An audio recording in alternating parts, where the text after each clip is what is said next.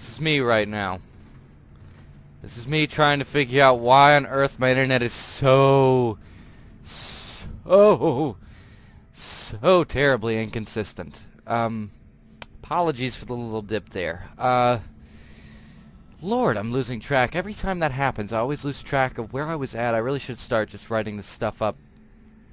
Writing this stuff up in a, like, on a piece of paper, and then being able to just continue off from where I started. Or stopped, rather, since my internet went goofy. Anyway, I believe I was talking about lighting on Isaac's suit, which I think is really neat. The sort of purveyance of little effects like that, they really do help to capture detail in a game and really just add to that immersive feeling, that sort of really deep, dark, kind of cool experience you start to have. You start to notice little things like that, and it really adds to the world that you're exploring, that you're currently sort of virtually inhabiting. And of course, actually, I mentioned too, obviously, the fact that Isaac's head moves left and right, up, down. It actually, in a way, I believe you could do this better with a mouse, technically, because the dead zone on a joystick is really funky in this game. But you'll notice that his head moves in accordance with where you, the player, choose to look. Really, really small detail right there that you just do not see often, if at all, in quite a few games. I know, if I'm not mistaken, the Halo series was very well known for this, and it's a first-person shooter, so you would only ever notice it technically in a multiplayer match with other human players, whether locally or online. You would notice that the multiple rainbow-colored Master Chiefs running around acting like fools. They would actually look at you. If they saw you, you could actually notice that their head was looking at you. It was really neat from just the perspective of like being behind a sniper scope and looking at someone from halfway across the stage, and then all of a sudden they look towards you and you're like, oh crap, they see me.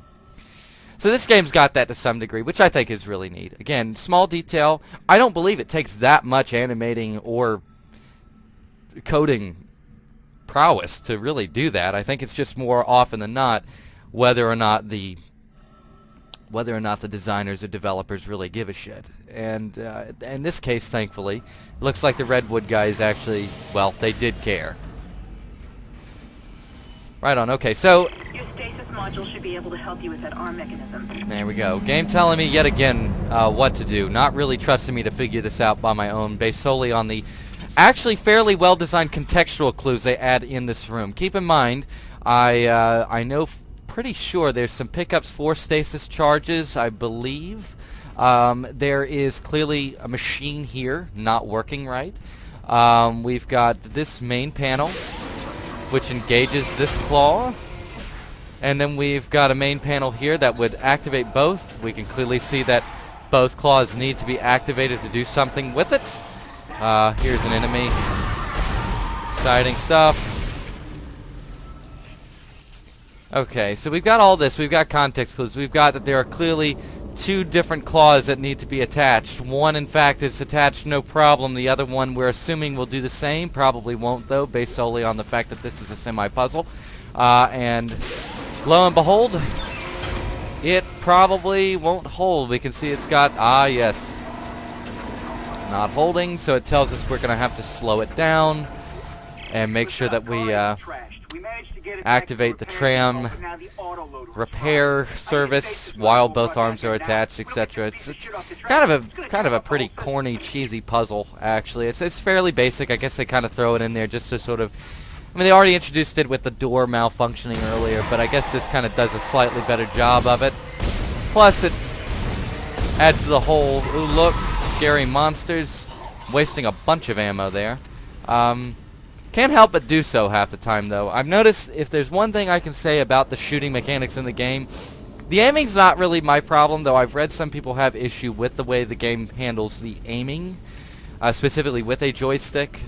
With keyboard and mouse, it doesn't seem to be much issue, but I do, in many respects, prefer to use gamepads. For games that were, in fact, designed primarily for consoles, it kind of makes a little more sense to me to use a gamepad, but that's my opinion. Only my opinion, not the cold hard fact of the case. Many people have differing opinions on that. However, I will say that beyond the aiming with a joypad, which is kind of iffy, again, better on a keyboard and mouse technically, A problem is actually the actual hitbox zones, specifically for cutting off limbs. The game is very, very, very inconsistent about that. Generally speaking, on the necromorphs themselves, especially like the vertically oriented necromorphs,